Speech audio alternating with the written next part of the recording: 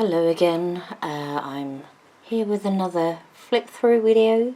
This time it's the Shaman's Oracle card deck. It's a lovely box, beautiful art. It includes all 52 Oracle cards. You can pause it if you want to read it.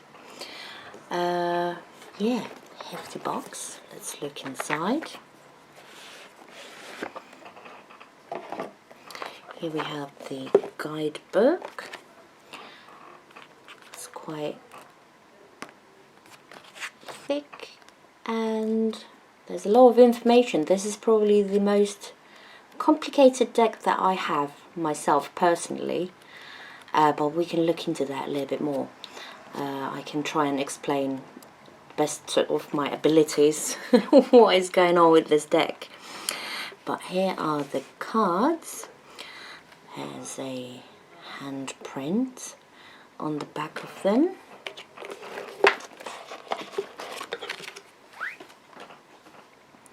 And how this is a little bit different deck is that there's the two cards, these first two, the Journeyer and the Companion. These will always be on the table. The Journeyer represents you, and the Companion represents your spirit guides, which I think is quite cool. And just let's get into the rest of the Oracle cards. So we got certain elements, spirits, we got dancers, we got ancestors, and hunters, and shamans. But let's look into these, because these are beautiful cards and these are actual cave paintings that's been reconstructed for this deck, and they've been edited them slightly with some light effects. But here's the Spirit of Wisdom, Spirit of Challenge, spooky card, Spirit of Healing, the healing hand reaching out, Spirit of Empowerment, Spirit of Family. I think there's like a group of animals there. Spirit of Love, Spirit of Initiation, Spirit of Truth, Spirit of Nurture. It's a bit tricky to read these upside down, but hopefully I'm making sense. Spirit of Destruction. Here we have Dancer of Life, Dancer of Fear, Dancer of Friendship, Dancer of Beginnings, Dancer of Joy. I love this card. It looks like there's a person, I don't know, maybe giving birth, if you get what I mean. Dancer of Frustration, Dancer of Lies, Dancer of Reconciliation, Dancer of Promise, Dancer of Inspiration. And we got the ancestors. These are mostly represented by animals. Ancestor of Exile, Ancestor of Illusion, yes, I can see that. Ancestor of Tribes, Ancestor of Protection, Ancestor of Memory, beautiful buffalo there, Ancestor of Skills. This is an interesting card. There's basically it's like a half man, half creature, animal together, which is quite great. Ancestor of Guidance. This is a beautiful card. I would love this as a tattoo. Ancestor of Hope. Ancestor of Boundaries. Ancestor of Knowing. There's a little owl there. And we got the Hunters. Hunter of Gift. Hunter of Honor. Hunter of Mysteries. Hunter of Death.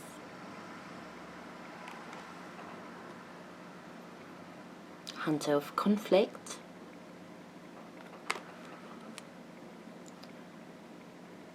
Hunter of Strength.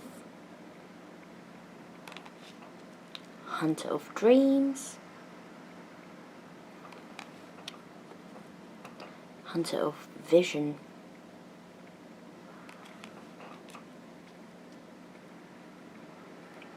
Hunter of Paths. Hunter of Abundance.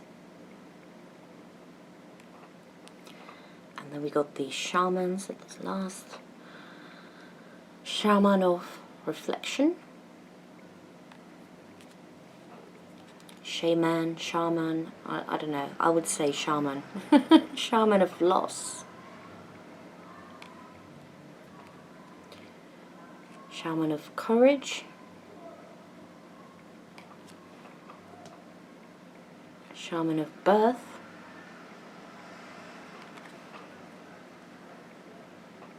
Shaman of Stars.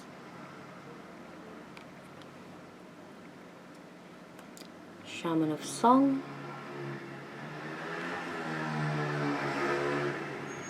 Shaman of Foresight. Shaman of Tradition.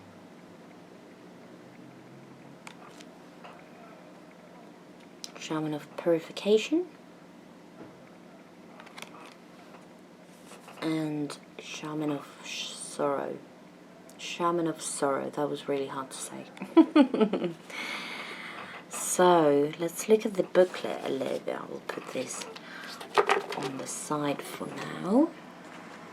So, there's a lot of... So this whole deck is by John Matthews and Will Kingham.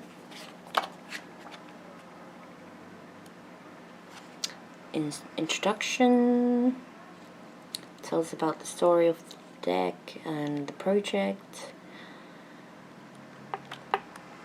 Here they explain the elements of the cards basically, and what makes this deck quite unique is that how do you place them on the table. It basically follows your handprint, and each of your fingers represent certain areas in your life basically. We have the Cave of Ice, Cave of Winds, Cave of Hearthfire, Cave of Rivers, and Cave of Earth. Spirit World is in the between of your thumb and finger, and there's the Midworld on your palm. And those are all also explained, the meanings of the placements here in the book.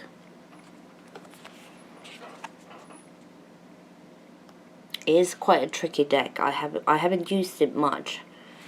Here's an example of the spread on the table.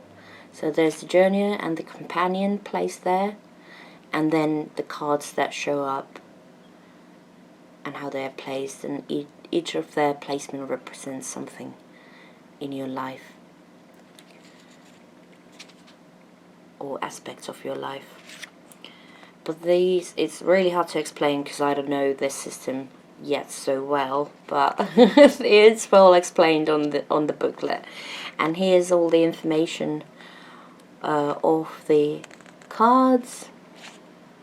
There's a few keywords at the bottom of the page, which makes it easier. You don't have to read the whole thing. It makes it easier to memorize and learn the cards. I love it that the booklet is in color. For me, for my ADHD brain, it's a lot more easier to follow and read, and makes it more interesting. It's a good quality booklet. So yeah, let's shuffle the cards a little bit. So what we are meant to do is to place this. Now I don't really have enough room on this table. It's a tiny table. But yeah, we place these two here. And what I have to say about these cards is that they are quite slippery. They really do fly off quite easily from your hands, but the quality is nice. Easy to shuffle, even though they are slipping slightly.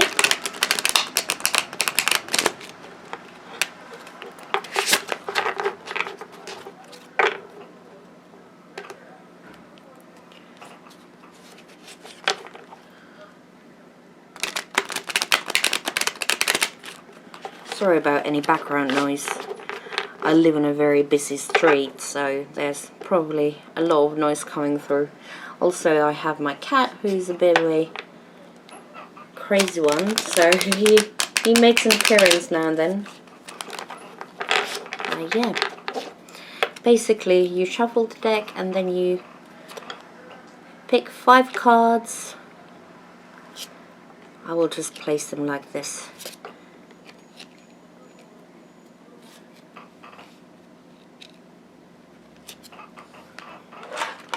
I'm going to drop something. Running out of room. Yeah. So what we have here: Shaman of birth, Spirit of healing, Ancestor of exile, Spirit of wisdom, and Dancer of joy. And then you can reflect back to the book and see how they are placed in the caves, and here you can read what the caves are representing, and then yeah, figure out the meaning of each card in each placement.